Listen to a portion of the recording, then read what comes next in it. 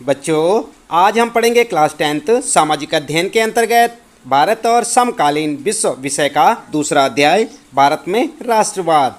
हम आपको बताएंगे बच्चों इस पाठ से संबंधित प्रश्नों के उत्तर। तो चलिए शुरू करते हैं। सबसे पहले आप यहाँ पर देख सकते हैं, संक्षेप में लिखें।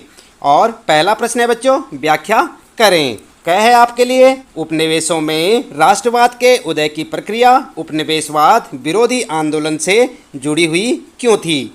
तो यहाँ पर आप क्या उत्तर लिखेंगे बच्चों, आप उत्तर लिख सकते हैं, आधुनिक राष्ट्रवाद के उदय की परिघटना उपनिवेशवाद विरोधी आंदोलन के साथ गहरे तौर पर जुड़ी हुई थी। क्योंकि पॉइंट बनाकर लिखेंगे। नंबर 1, औपनिवेशिक शासकों के खिलाफ संघर्ष के दौरान लोग आपसी एकता को पहचानने लगे थे। ठीक है। दूसरा पॉइंट लिखेंगे बच्चों, उत्पीड़न और दमन के साझा भाव ने विभिन्न समूहों को एक दूसरे से बांध दिया था। इसके बाद अगला पॉइंट लिखेंगे नंबर 3, वियतनाम, चीन, बर्मा, भारत और लैटिन तथा अफ्रीकी देशों में राष्ट्रीय आंदोलन उनके सामाजिक, राजनीतिक और आर्थिक शोषण के कारण प्रारंभ हुए। इनमें राष्ट्रीय भावनाओं का विकास हुआ तथा उन्होंने उपनिवेशवाद को पूरे विश्व से हटा दिया। इस कारण राष्ट्रवाद का उदय उपनिवेशवाद विरोधी आंदोलन के कारण हुआ। उपनिवेशक देश उपनिवेशवाद का विरोध करने के लिए एकजुट हुए, औपनिवेशिक शासन का विरोध किया तथा अपने देश के हित के लिए एकजुट होकर लड़े। इससे राष्ट्रवाद को पनपने में मदद मिली। आई बात समझ में। इस प्रकार आप लिखते चले जाएं। इसके बाद बच्चों आपके लिए है ख, पहले विश्व युद्ध ने भारत में राष्ट्रीय आंदोलन के विकास में किस प्रकार योगदान दिया। तो आप इसका उत्तर किस प्रकार से लिख सकते हैं, उत्तर लिखेंगे। प्रथम विश्व युद्ध 1 अगस्त 1914 ईस्वी में मित्र राष्ट्रों ब्रिटेन, फ्रांस, रूस, जापान और अमेरिका तथा धुरी राष्ट्रों, और धुरी राष्ट्रों में कौन आते हैं, ऑस्ट्रेलिया, हंगरी, जर्मनी, तुर्की और इटली के मध्य प्रारंभ हुआ। इसका भारतीय राष्ट्रवादी आंदोलन पर व्यापक प्रभाव पड़ा, जो इस प्रकार से है। और यहाँ पर आप पॉइंट बना के लिख सकते हैं बच्चों। नंबर 1, भारतीयों का विश्व से संपर्क। इस युद्ध में सैनिक आवश्यकता की पूर्ति के लिए बड़ी संख्या में भारतीयों को सेना में भर्ती किया गया। जब वे युद्ध क्षेत्रों में गए तो वहाँ से मिले अनुभवों का उन पर प्रभाव पड़ा और उनमें आत्मविश्वास जागा। उन्होंने यह भी जाना कि स्वतंत्र वातावरण और लोकतंत्रीय संगठन क्या होते हैं। अतः वे ऐसी ही स्थिति भारत में भी विकसित या स्थापित करने के लिए तत्पर हो गए। ठीक है। तो इस प्रकार से आप लिख सकते हैं बच्चों। दूसरा लिखेंगे आर्थिक प्रभाव, और यहाँ पर आप लिखेंगे, हेडिंग डालकर लिखें, युद्ध के कारण ब्रिटेन का रक्षा व्यय बढ़ गया। इसे पूरा करने के लिए उसने अमेरिका जैसे देशों से कर्जे लिए। इन कर्जों को चुकाने के लिए भारतीयों पर सीमा शुल्क और अन्य टैक्स बढ़ा दिए। इस कारण भारतीयों पर आर्थिक दबाव बढ़ा। इसी समय कीमतें भी बढ़ जाने से भारतीयों की आम आर्थिक स्थिति और भी खराब हो गई। अतः आम भारतीय जनता अंग्रेजी शासन के विरुद्ध राष्ट्रीय आंदोलन में सम्मिलित हो गई। ठीक है। इसके बाद लिखेंगे तीसरा प्रभाव, सांप्रदायिक एकता, और यहाँ पर जो हेडिंग डाल के लिखेंगे, खलीफा के प्रश्न पर सभी मुसलमान अंग्रेजों के विरुद्ध हो गए। जब गांधी जी ने अली बंधुओं के सहयोग के लिए खिलाफत आंदोलन प्रारंभ किया तो हिंदू मुस्लिम एकता को बल मिला। साथ ही 1916 में कांग्रेस और मुस्लिम लीग के मध्य लखनऊ समझौता हो गया। इस कारण भारत में सांप्रदायिक एकता को मजबूत आधार प्राप्त हुआ और राष्ट्रवादी आंदोलन का जनाधार बढ़ा। ठीक है। इस प्रकार से आप लिखते चले जाएं। इसके बाद लिखेंगे नंबर 4 पर प्राकृतिक संकट, और हेडिंग डालकर लिखेंगे 1918 से 1921 ईस्वी के मध्य भारत में अकाल, सूखा, बाढ़ जैसी प्राकृतिक आपदाएं पड़ी, जिनमें सरकार का रवैया असहयोगपूर्ण था। आम जनता महामारियों का शिकार हो रही थी और सरकार इनसे निपटने के लिए कोई खास प्रयास नहीं कर रही थी। इस कारण भारतीय अंग्रेजी सरकार के विरुद्ध एकजुट हो गए। ठीक है। इसके बाद नंबर 5वां लिखेंगे। 5वां पॉइंट है डिफेंस ऑफ इंडिया एक्ट, और यहाँ पर हेडिंग डाल के लिखेंगे बच्चों, 1915 ईस्वी में अंग्रेज सरकार ने क्रांतिकारी गतिविधियों को रोकने के लिए डिफेंस ऑफ इंडिया एक्ट पास किया। यह एक दमनकारी एक्ट था। एक्ट का मतलब जानते हैं ना, कानून।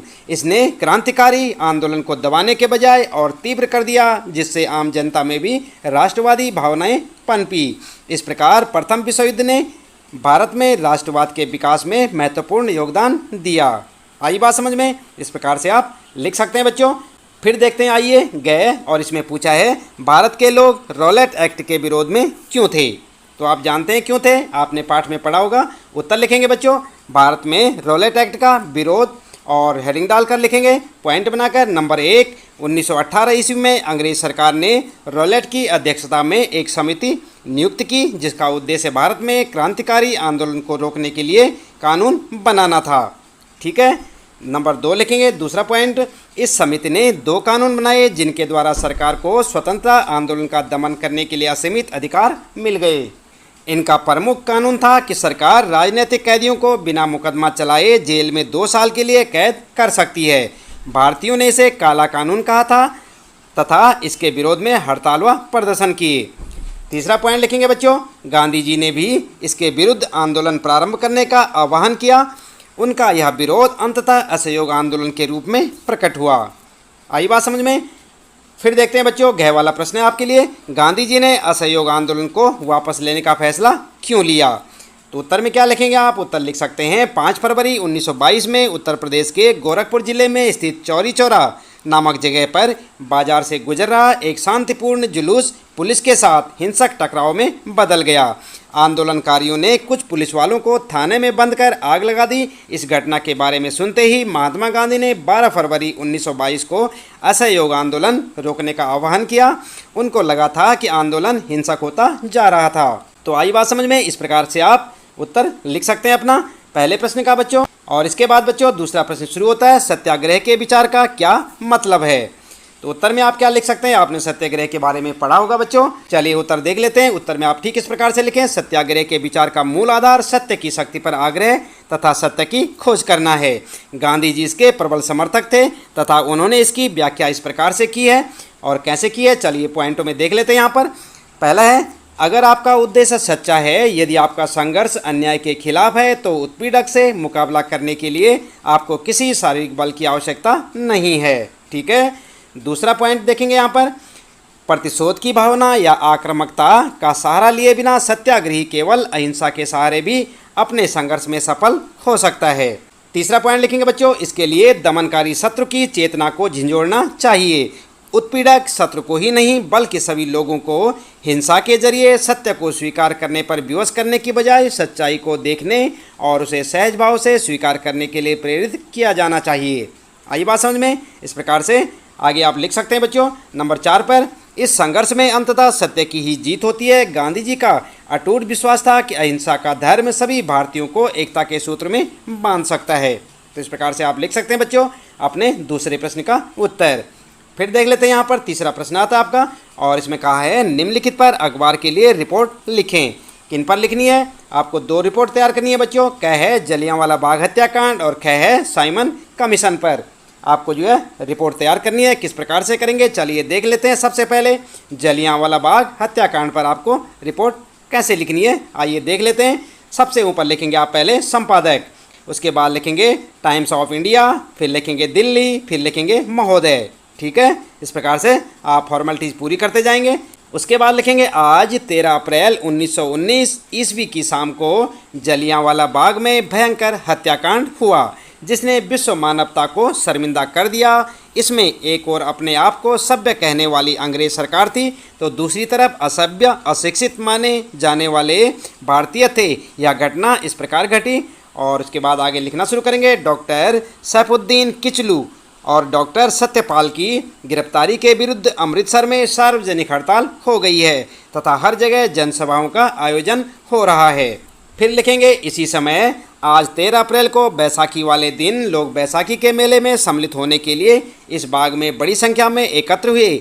इसी बाग में एक शांतिपूर्ण जनसभा भी चल रही थी। अचानक जनरल डायर जालंधर डिवीजन का जो कमांडर था, सेना की एक टुकड़ी के साथ यहाँ पहुँचा। उसने बाग के मुख्य द्वारों को बंद कर दिया तथा बिना किसी चेतावनी के निहत्थे लोगों पर गोली चलाने का आदेश दे दिया। यह गोलाबारी 10 मिनट तक चलती रही। चूँकि लोगों को बचाव का कोई मार्ग नहीं मिला, इस कारण वे इसमें फंस गए।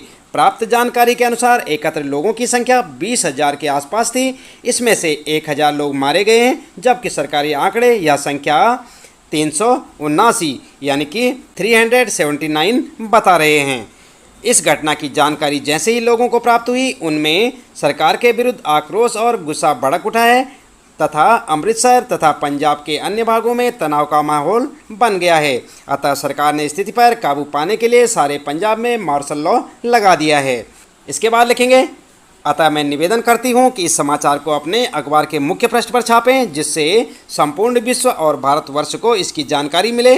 जो अंग्रेजी सरकार जनरल डायर को ब्रिटिश साम्राज्य का रक्षक कहकर सम्मानित कर रही है, उसको उसके इस अमानवीय कृत्य के लिए दंडित किया जाए। ठीक है, तो इस प्रकार से आप एक रिपोर्ट लिख सकते हैं। साथ में लिखेंगे यहाँ पर जय हिंद, भौदिया और कै कै गए की जगह पर अपना नाम लिख सकते हैं यहाँ पर, और कै कै गए चाहे तो आप ऐसे ही लिख सकते हैं।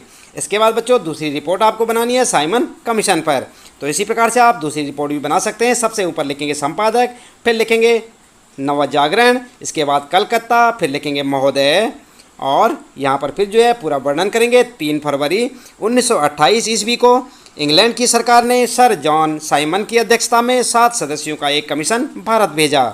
इसके मुख्य उद्देश्य भारत में संवैधानिक व्यवस्था की कार्यशैली का अध्ययन करना तथा उसके बारे में सुझाव देने हैं। इस कमीशन में एक भी भारतीय सदस्य नहीं है, अतः इस कमीशन का घोर विरोध होने लगा है। इसको काले झंडे दिखाए जा रहे हैं और साइमन वापस जाओ के नारे लगाए जा रहे हैं। साइमन विरोधी प्रदर्शन का नेतृत्व लाला लाजपत राय कर रहे हैं। इस कमीशन में जहां कोई भी भारतीय सदस्य नहीं है, वहीं इसकी रिपोर्ट अपूर्ण और अव्यवहारिक है। इसमें औपनिवेशिक साम्राज्य का उल्लेख नहीं किया गया है और न ही इसमें अधिराज्य की स्थिति को स्पष्ट किया गया है। इसमें केंद्र में उत्तरदायी सरकार की स्थापना का कोई उल्लेख नहीं किया गया है। कमीशन ने वयस्क मताधिकार की मांग को भी अव्यवहारिक बताकर ठुकरा दिया है। अतः यह रिपोर्ट भारतीयों को संतुष्ट नहीं कर पा रही है। इसी कारण चारों ओर इसका विरोध हो रहा है। इस रिपोर्ट द्वारा सांप्रदायिकता को जो बढ़ावा दिया गया है, यह सरकार के भारत के प्रति गलत उद्देश्यों को उजागर करता है। इस प्रकार से आप लिखते चले जाएं। इसके बाद अंत में लिखेंगे, अतः मैं आपसे निवेदन करती हूं कि इस रिपोर्ट को आप अपने अखबार के मुख्य पृष्ठ पर छापकर भारतीयों की भावनाओं पर आघात करने वाली अंग्रेजी सरकार की आलोचना करें। ठीक है, और यहाँ पर आपकी रिपोर्ट पूरी हो जाती है। इसके बाद लिखेंगे यहाँ पर जय हिंद, भौदिया, और यहाँ पर नाम लिख सकते हैं आप। ठीक है बच्चों, तो इस प्रकार से आप अपने तीसरे प्रश्न में जो रिपोर्ट बनाने के लिए कहा गया है साइमन कमीशन पर भी आप बना सकते हैं। इसके बाद आगे है बच्चों यहाँ पर चौथा प्रश्न आपका, इस अध्याय में दी गई भारत माता की छवि और अध्याय 1 में दी गई जर्मेनिया की छवि की तुलना कीजिए। तो किस प्रकार से आप तुलना करेंगे, आइए उत्तर में देख लेते हैं। आप लिखेंगे उत्तर भारत माता और जर्मेनिया की छवि की तुलना। इसके बाद सबसे पहले आप हेडिंग डालकर लिखेंगे भारत माता की छवि और इसमें पॉइंट बनाकर लिखेंगे। नंबर 1, इस छवि को अवनींद्रनाथ टैगोर ने 1905 में बनाया था। ठीक है, दूसरा पॉइंट लिखेंगे बच्चों, इसमें भारत माँ को अन्नपूर्णा के रूप में दर्शाया गया है, जिसके एक हाथ में माला, एक में पुस्तक, एक में भोजन तथा एक में कपड़ा है, जो वह भारतीयों को प्रदान कर रही हैं। तीसरा पॉइंट लिखेंगे बच्चों, भारत माता की दूसरी छवि में उसे सन्यासिनी के रूप में दिखाया गया है, जिसके एक हाथ में त्रिशूल है, जिस पर झंडा लहरा रहा है। वह हाथी और शेर के बीच खड़ी है। ये दोनों पशु शक्ति और सत्ता के प्रतीक हैं। आई बात समझ में। चौथा पॉइंट लिखेंगे बच्चों, भारत माता की दोनों छवियों में शांत, गंभीर तथा आध्यात्मिक जैसे दैवीय गुणों के भाव प्रकट हो रहे हैं। अगला लिखेंगे फिर पांचवा पॉइंट, भारत माता की छवि श्रद्धा तथा राष्ट्रवाद के प्रति आस्था का प्रतीक है। इस प्रकार से आप भारत माता की छवि के बारे में लिख सकते हैं बच्चों। पॉइंट बनाकर लिखेंगे, याद भी करेंगे साथ साथ। फिर लिखेंगे उसके बाद जर्मेनिया की छवि और हेडिंग डालकर लिखेंगे नंबर 1, इस छवि को चित्रकार फिलिप वेट ने 1848 में बनाया था। दूसरा पॉइंट लिखेंगे बच्चों, इसमें जर्मेनिया को राइन नदी पर पहरा देते हुए दर्शाया गया है। तीसरा पॉइंट लिखेंगे, जर्मेनिया के हाथ में तलवार है, जिस पर खुदा है कि जर्मन तलवार जर्मन राइन की रक्षा करती है। चौथा पॉइंट लिखेंगे बच्चों, जबकि जर्मेनिया की छवि रौद्र गुणों से युक्त राष्ट्रीयता व देशभक्ति का प्रतीक है।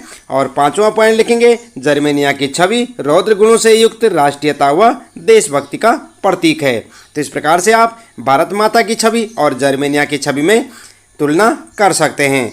आप देख रहे हैं यहाँ पर, यह है आपका चौथा प्रश्न और उसका उत्तर। इसके बाद बच्चों फिर आते हैं आपके लिए चर्चा करें से संबंधित प्रश्न। और पहला प्रश्न है यहाँ पर, 1921 में असहयोग आंदोलन में शामिल होने वाले सभी सामाजिक समूहों की सूची बनाइए। इसके बाद उनमें से किन्हीं 3 को चुनकर उनकी आशाओं और संघर्षों के बारे में लिखते हुए यह दर्शाइए कि वे आंदोलन में शामिल क्यों हुए। उत्तर में क्या लिख सकते हैं आप? उत्तर आप इस प्रकार से लिख सकते हैं बच्चों, 1921 में असहयोग आंदोलन में भारत के विभिन्न सामाजिक समूहों ने हिस्सा लिया, लेकिन हर एक की अपनी अपनी आकांक्षाएं थी। आंदोलन में शामिल प्रमुख सामाजिक समूह निम्नलिखित थे। और कौन कौन से थे? आप लिख सकते हैं शिक्षित मध्यम वर्ग, भारतीय दस्तकार और मजदूर, भारतीय किसान, पूंजीपति वर्ग, जमींदार वर्ग तथा व्यापारिक वर्ग, सभी ने असहयोग आंदोलन में भाग लिया। सबसे पहले बात करते हैं शिक्षित मध्यम वर्ग की। हेडिंग डालकर लिखेंगे, शहरों में शिक्षित मध्यम वर्ग ने असहयोग आंदोलन की शुरुआत की। हजारों विद्यार्थियों ने स्कूल कॉलेज छोड़ दिए, शिक्षकों ने इस्तीफे दे दिए, वकीलों ने मुकदमे लड़ने बंद कर दिए। शिक्षित वर्ग आंदोलन में शामिल इसलिए हुआ क्योंकि उन्होंने देखा कि उनके बराबर पढ़े लिखे अंग्रेज उनके अफसर बन जाते थे। भारतीय लोगों को वेतन भी अंग्रेजों के मुकाबले कम मिलता था। वे केवल क्लर्क ही पैदा होते थे और क्लर्क ही मर जाते थे। इस भेदभावपूर्ण नीति के कारण शिक्षित वर्ग अंग्रेज सरकार का विरोधी था। ठीक है, इसके बाद दूसरा पॉइंट लिखेंगे व्यापारी वर्ग, और यहाँ पर लिखेंगे बहुत से स्थानों पर व्यापारियों ने विदेशी चीज़ों का व्यापार करने या विदेशी व्यापार में पैसा लगाने से इनकार कर दिया। अंग्रेज सरकार की गलत नीतियों के कारण व्यापारी वर्ग पूरी तरह बर्बाद हो चुका था। अंग्रेज सस्ते दामों पर कच्चा माल ब्रिटेन ले जाते थे और वहां से तैयार माल लाकर अधिक कीमत पर भारत में बेचते थे। भारतीय व्यापारियों को इससे बहुत नुकसान होता था। आई बात समझ में? इस प्रकार से आप अपना दूसरा पॉइंट लिख सकते हैं। तीसरा लिखेंगे बच्चों सामान्य जनता, और यहाँ पर लिखेंगे असहयोग आंदोलन एक जन आंदोलन बन गया था क्योंकि आम जनता ने विदेशी कपड़ों तथा चीज़ों का बहिष्कार किया, शराब की दुकानों की पिकेटिंग की और विदेशी कपड़ों की होली जलाई। आम जनता अंग्रेजों के अत्याचार से दुखी हो चुकी थी, इसलिए उसने बढ़ चढ़कर असहयोग आंदोलन में भाग लिया। आई बात समझ में? चौथा पॉइंट लिखेंगे बच्चों बागान मजदूर के बारे में, और यहाँ पर लिखेंगे गांधी जी के विचार और स्वराज की अवधारणा जब मजदूरों को समझ में आई तो वे भी बागानों की 4 दीवारियों से बाहर निकलकर राष्ट्रीय आंदोलन में सम्मिलित हो गए। वे अपने अधिकारों की अवहेलना करने लगे। वे बागानों का काम छोड़कर अपने घरों को लौट गए क्योंकि उनको लगने लगा कि गांधी राज आते ही सबको जमीन मिल जाएगी। इस प्रकार से आप लिखते चले जाएंगे बच्चों और आपके पहले प्रश्न का उत्तर हो जाएगा। बात करते हैं यहाँ पर चर्चा करें में दूसरा प्रश्न है, नमक यात्रा की चर्चा करते हुए स्पष्ट करें कि यह उपनिवेशवाद के खिलाफ प्रतिशोध का एक असरदार प्रतीक था। तो यहाँ पर आप उत्तर में लिख सकते हैं 31 जनवरी 1930 को गांधी जी ने इरविन को एक पत्र लिखा जिसमें उन्होंने 11 मांगों का उल्लेख किया था। इसमें सबसे महत्वपूर्ण मांग नमक कर को खत्म करने के बारे में थी। नमक का अमीर गरीब सभी प्रयोग करते थे, यह भोजन का अभिन्न हिस्सा था, इसलिए नमक पर कर को ब्रिटिश सरकार का सबसे दमनकारी पहलू बताया गया। 11 मार्च तक उनकी मांगें नहीं मानी गई तो 12 मार्च 1930 को गांधी जी ने अपने 56 स्वयंसेवकों के साथ नमक यात्रा शुरू की। यह यात्रा साबरमती से दांडी नामक गुजराती तटीय कस्बे में जाकर खत्म होनी थी। 6 अप्रैल को वे दांडी पहुंचे और उन्होंने समुद्र का पानी उबालकर नमक बनाना शुरू कर दिया। यह कानून का उल्लंघन था। यह उपनिवेशवाद के खिलाफ प्रतिशोध का एक असरदार प्रतीक था। ठीक है, इस प्रकार से आप नमक आंदोलन के बारे में लिख सकते हैं। इसमें पॉइंट बनाकर लिखेंगे बच्चों आगे। नंबर 1, इस बार लोगों को न केवल अंग्रेजों को सहयोग न करने के लिए बल्कि औपनिवेशिक कानूनों का उल्लंघन करने के लिए आह्वान किया जाने लगा। हजारों लोगों ने नमक कानून तोड़ा और सरकारी नमक कारखानों के सामने प्रदर्शन किए। दूसरा पॉइंट लिखेंगे बच्चों, यह यात्रा साबरमती से 240 किलोमीटर दूर दांडी में जाकर समाप्त होनी थी। गांधी जी की टोली ने 23 दिनों तक हर रोज 10 मील का सफ़र तय किया। गांधी जी जहाँ भी रुकते हजारों लोग उन्हें सुनते आते। इन सभाओं में गांधी जी ने स्वराज का अर्थ स्पष्ट किया और कहा कि लोग अंग्रेजों की शांतिपूर्ण अवज्ञा करें, यानी कि अंग्रेजों का कहा ना माने।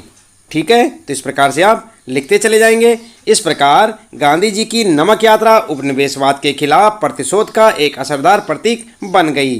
तो इस प्रकार बच्चों आप लिख सकते हैं अपने दूसरे प्रश्न का उत्तर। इसके बाद बात करते हैं यहाँ पर, फिर आता आपका चर्चा करें में तीसरा प्रश्न। और यहाँ पर पूछा है, कल्पना कीजिए कि आप सिविल नाफरमानी आंदोलन में हिस्सा लेने वाली महिला हैं। बताइए कि इस अनुभव का आपके जीवन में क्या अर्थ होता। तो यहाँ पर आप उत्तर इस प्रकार से लिख सकते हैं बच्चों, सिविल नाफरमानी आंदोलन में अनेक औरतों ने बड़े पैमाने पर भाग लिया। गांधी जी की बातों को सुनने के लिए औरतें अपने घरों से बाहर आ जाती थी। मैंने भी इस समय अनेक जुलूसों में हिस्सा लिया, नमक बनाया, विदेशी कपड़ों व शराब की दुकानों की पिकेटिंग की। मैं भी अन्य महिलाओं के साथ जेल गई। इस आंदोलन के दौरान मैंने यह अनुभव किया कि शहरी क्षेत्रों में सभी वर्गों की महिलाओं ने भाग लिया, परंतु इसमें उच्च जातियों की महिलाएं अधिक थीं, जबकि ग्रामीण क्षेत्रों में संपन्न किसान परिवार की महिलाओं ने अधिक भाग लिया। इस दौरान मैंने पाया कि सभी राष्ट्र सेवा को अपना प्रथम कर्तव्य मानने लगे। हम महिलाओं में यह आत्मविश्वास जागा कि वे घर के अतिरिक्त राष्ट्र सेवा का दायित्व भी निभा सकती हैं। परंतु कांग्रेस ने लंबे समय तक महिलाओं को उच्च पद नहीं दिए, उन्हें आंदोलनों में केवल प्रतीकात्मक उपस्थिति तक ही सीमित रखा। ठीक है, इस प्रकार से आप लिखेंगे अपने इस तीसरे प्रश्न का उत्तर। फिर आता है बच्चों चौथा प्रश्न, और यहाँ पर कहा है, राजनीतिक नेता पृथक निर्वाचिका के सवाल पर क्यों बंटे हुए थे। उत्तर आप इस प्रकार से लिख सकते हैं बच्चों, पृथक चुनाव प्रणाली का अभिप्राय ऐसे चुनाव क्षेत्रों से है जिनका निर्माण धर्म के आधार पर किया जाए, अर्थात एक धर्म का व्यक्ति केवल अपने धर्म के व्यक्ति को ही वोट देगा। अंग्रेजों ने भारत में फूट डालने के लिए पृथक निर्वाचन क्षेत्रों का निर्माण किया। अपने इस कार्य में अंग्रेज सरकार काफ़ी हद तक सफल रही, क्योंकि पृथक निर्वाचन क्षेत्रों पर भारतीय आपस में बंट गए। और पॉइंट बनाकर लिख सकते हैं आगे। नंबर 1, कांग्रेस पृथक निर्वाचन पद्धति का विरोध कर रही थी। पहले अंग्रेजों ने केवल हिंदू और मुसलमानों के लिए अलग अलग निर्वाचन क्षेत्रों की बात कही थी, किंतु बाद में जब हरिजनों को भी हिंदुओं से अलग करके पृथक निर्वाचन क्षेत्रों में बांटने की बात कही जाने लगी, तो कांग्रेस ने इसका खुलकर विरोध किया। ठीक है, दूसरा पॉइंट लिखेंगे बच्चों, दलितों के उद्धार में लगे BR अम्बेडकर दलितों के लिए पृथक निर्वाचन क्षेत्र चाहते थे। उनका मानना था कि उनकी सामाजिक अपंगता केवल राजनीतिक सशक्तिकरण से ही दूर हो सकती है। तीसरा पॉइंट लिखेंगे, भारत को मुस्लिम समुदाय भी पृथक निर्वाचन क्षेत्रों के पक्ष में था। मोहम्मद अली जिन्ना का कहना था कि यदि मुसलमानों को केंद्रीय सभा में आरक्षित सीटें दी जाएं और मुस्लिम बहुल प्रांतों में मुसलमानों को आबादी के अनुपात में प्रतिनिधित्व दिया जाए, तो वे मुसलमानों के लिए पृथक निर्वाचिका की मांग छोड़ने के लिए तैयार हैं। आई बात समझ में। इस प्रकार इन बातों से पता चलता है कि पृथक निर्वाचन क्षेत्रों को लेकर भारतीयों में फूट पड़ गई थी। कांग्रेस पृथक निर्वाचन क्षेत्रों के खिलाफ थी, जबकि दलित वर्ग तथा मुस्लिम वर्ग इसके पक्ष में थे। जिन्ना और अंबेडकर जैसे नेता चाहते थे कि पृथक निर्वाचन पद्धति को लागू किया जाए, जिससे दलितों और मुसलमानों को राजनीति में विशिष्ट स्थान प्राप्त हो सके, जबकि गांधी जी इसके विरुद्ध थे। उनका कहना था कि पृथक निर्वाचन पद्धति से भारत के विभिन्न धर्मों के लोगों में रोष उत्पन्न होगा, उनकी एकता समाप्त हो जाएगी, इसलिए वे इसे स्वीकारने के पक्ष में नहीं थे। ठीक है, इस प्रकार से आप अपने इस चौथे प्रश्न का उत्तर लिख सकते हैं बच्चों। फिर आता है आपका परियोजना कार्य से संबंधित प्रश्न, और पहला प्रश्न यहाँ पर, कीनिया के उपनिवेशवाद विरोधी आंदोलन का अध्ययन करें। भारत के राष्ट्रीय आंदोलन की तुलना कीनिया के स्वतंत्रता संघर्ष से करें। ठीक है, तो क्या लिखेंगे आप, उत्तर में आप इस प्रकार से कर सकते हैं बच्चों। कीनिया की खोज सर्वप्रथम पुर्तगालियों ने की।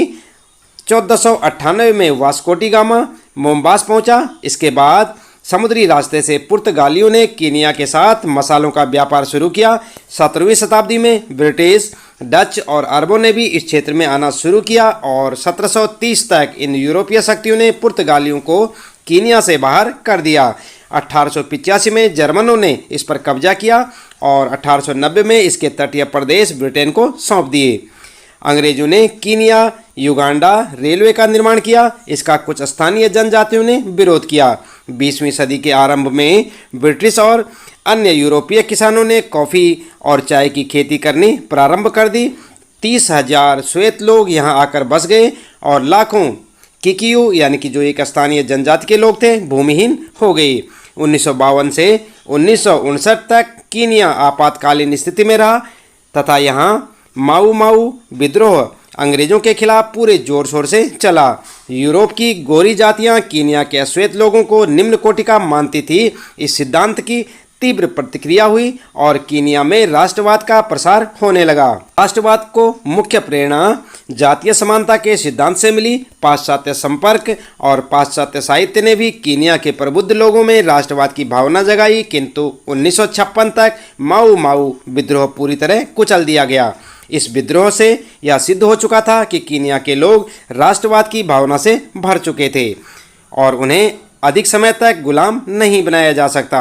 द्वितीय विश्व युद्ध के बाद कई अफ्रीकी देशों में स्वतंत्रता की लहर आई। विश्व युद्ध के कारण उपनिवेशी शक्तियां कमजोर पड़ चुकी थी।